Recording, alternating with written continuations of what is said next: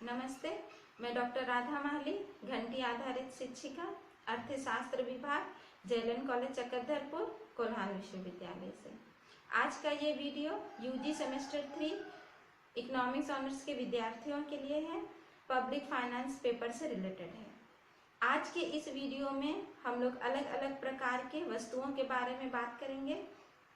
इससे पहले के वीडियो में मैंने आपको बताया था सार्वजनिक वस्तु और निजी वस्तु में क्या अंतर है। आज हम लोग इस वीडियो में चर्चा करेंगे कि सामाजिक वस्तु क्या है, मेरिट वस्तु क्या है, क्लब वस्तु क्या है और लोकल वस्तु क्या है। इन सभी वस्तुओं के बारे में हम लोग एक एक कर बात करते हैं। तो सबसे पहले हम लोग शुरू करते हैं सामाजिक वस्तु क्या है, सोशल गुड्स हम लोग किसे कहते हैं।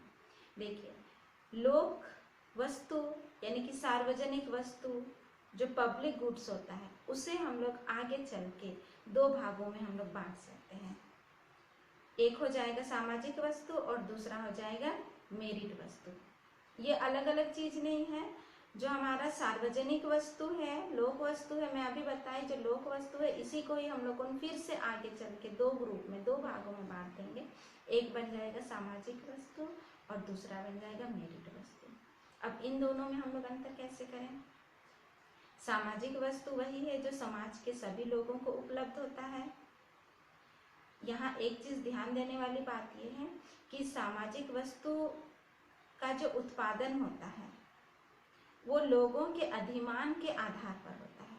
यानी कि समाज के लोग ये डिसाइड करते हैं, ये अधिमान देते हैं, प्रीफरेंस देते हैं कि हमें सरकार से कौन कौन सी चीजें चाहिए, सरकार को कौन कौन सी चीजें उपलब्ध करानी चाहिए।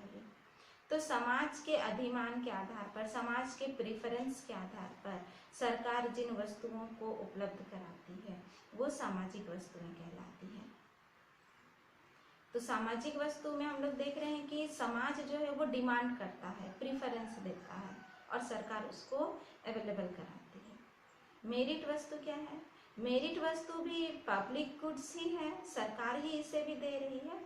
लेकिन मेरिट वस्तु के संदर्भ में क्या होता है, समाज मांग नहीं करता है और मेरिट वस्तु जो है सरकार द्वारा लोगों के ऊपर थोप दी जाती है कि आप चाहे या ना चाहे लेकिन इस वस्तु को आपको लेना ही पड़ेगा। वो भी समाज के भलाई के लिए ही रहता है। इसमें क्या होता है कि मेरिट वस्तु का जो उत्पादन रहता है वो पूरे सरकार के अंडर कंट्रोल रहता है। सरकार ये डिसाइड करती है कि इस वस्तु को हमको कितना लोगों के बीच में अवेलेबल कराना है, कितना उन्हें देना है। उसका उत्पादन सरकार द्वारा नियंत्रित होता है और समाज के लोगों तक सरकार ही इसे पहुंचाती है। तो मेरिट वस्तु में वो वस्तुएं हैं जिसकी मांग समाज नहीं भी करती है, तभी भी सरकार इसे लोगों के ऊपर में डाल देती है, थोप देती है। तो समाज के या हमारे देश के कुछ पढ़े लिखे लोग, बड़े लोग होते हैं या शासक वर्ग जो होते हैं, जो लोग डिसीजन लेते हैं, और वो जो भी डिसीजन लेंगे वो समाज के भलाई के लिए होगा।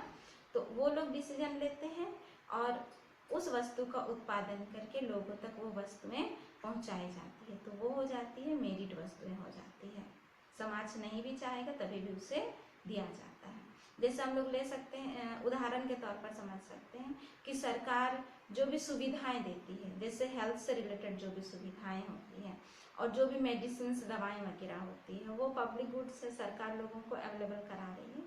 दवाई और एक जगह भी आता है, हम आगे बात करेंगे इसके बारे में। लेकिन अभी जैसा मैं उदाहरण के तौर पर आपको बता रही हूँ कि सपोज दैट मलेरिया या फाइलेरिया का जो डोज हो गया है, तो जो लोग इस बीमारी से पीड़ित हैं उन्हें भी सरकार देती है और जो लोग इस बीमारी से पीड़ित नहीं है उन्हें भी देती है, ताकि उनका बचाव हो सके और बीमारी का रोकथाम हो सके, तो वो दूसरे लोगों में ना फैले।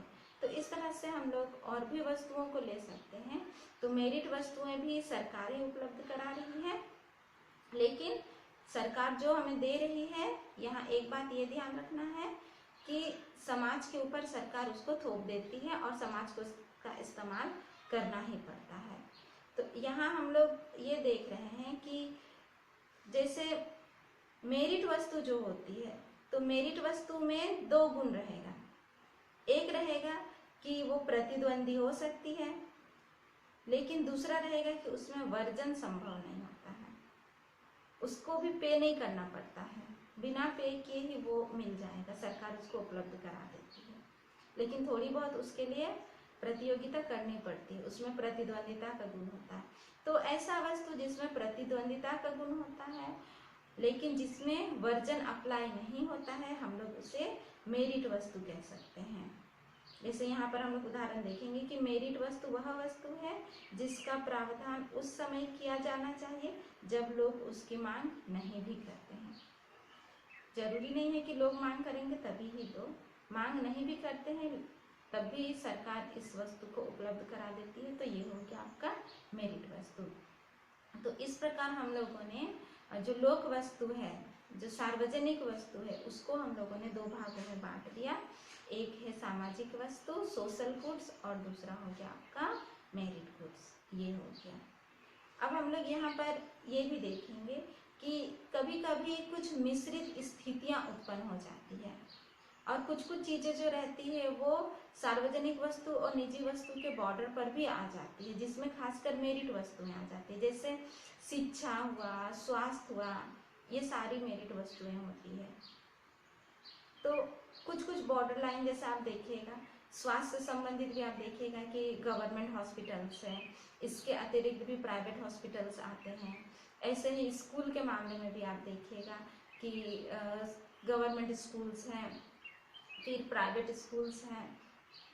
तो कुछ बॉर्डर लाइन पर होता है जिस पर आप ये नहीं बोल सकते हैं कि ये टोटली सार्वजनिक वस्तु है और ये टोटली निजी वस्तु है। तो दोनों के बीच में तालमेल रहता है। सरकार जो है दोनों का ही ध्यान रखती है और निजी वस्तुओं के संदर्भ में भी वो कुछ इंटरफेयर करती है। जैसे आप देख सकते हैं कि जो भी प्राइवेट स्कूल है वहाँ पर भी सरकार बोलती है कि नहीं, गरीब बच्चों के लिए कुछ सीट आप रखिए, बीपीएल फैमिली के लिए आप कुछ सीट रखिए और बच्चों को वहाँ पढ़ने दीजिए, कुछ फ्री एजुकेशन दीजिए। तो इस तरह वहाँ भी सरकार प्रयास करती है कि लोगों को इसका बेनिफिट मिले।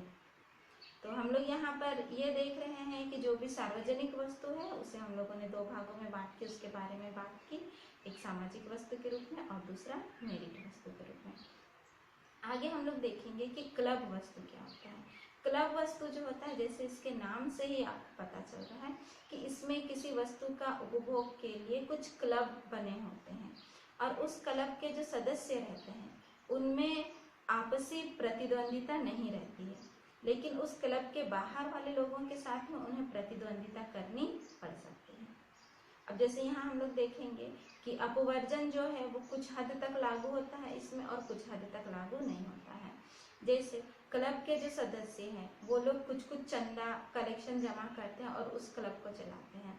तो उस क्लब से जो भी फैसिलिटी सुविधाएं मिलती हैं उसको लेने के लिए क्लब के लोगों को चार्जेस पे नहीं करना पड़ता है, लेकिन बाहर से कोई आता है तो उसे चार्जेस पे करना पड़ेगा क्योंकि वो उस क्लब का सदस्य नहीं है।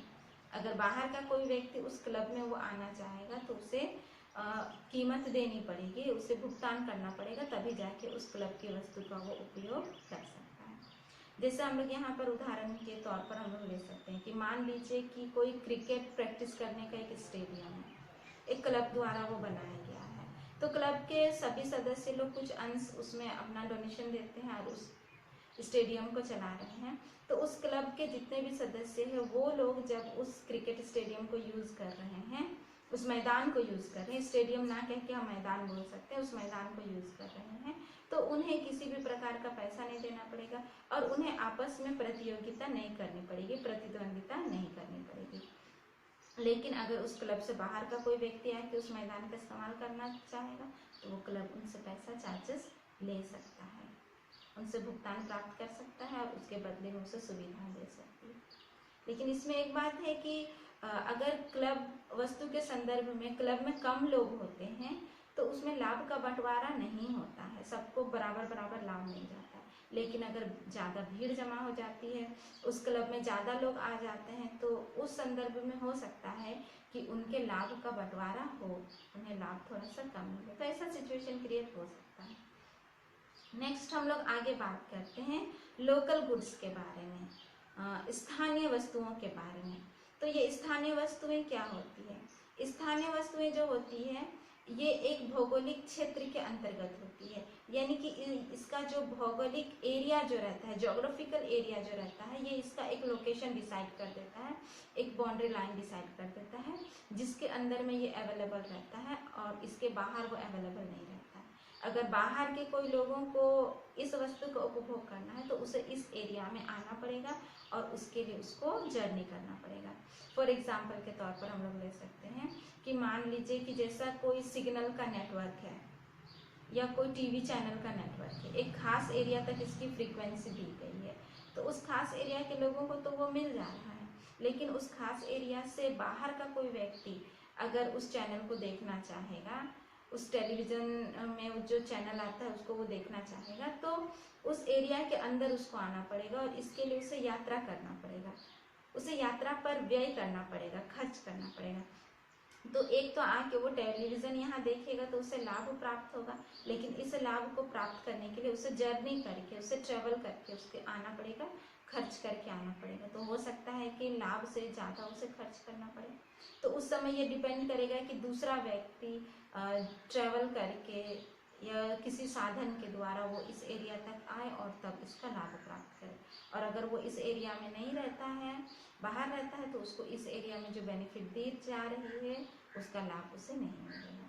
तो इसी तरह जैसे कि नाम से ही स्पष्ट है, इसीलिए हम लोग इसे लोकल गुड्स कहते हैं, क्योंकि ये लोकल एरिया में अवेलेबल होता है। तो मुझे उम्मीद है कि अभी जो हम लोगों ने वीडियो में जितनी भी बातें की, आपको ये ज़रूर कंसेप्ट क्लियर हो गया होगा कि जो सार्वजनिक वस्तु है उसी को ही हम लोग दो भागों में बांट के सामाजिक वस्तु और मेरिट वस्तु बना सकते हैं।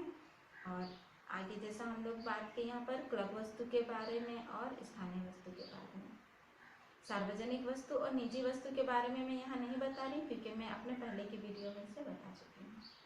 तो आज के वीडियो के लिए इतना ही। अगले वीडियो में मैं फिर उपस्थित होंगी आप लोगों के बीच। तब तक के लिए धन्यवाद।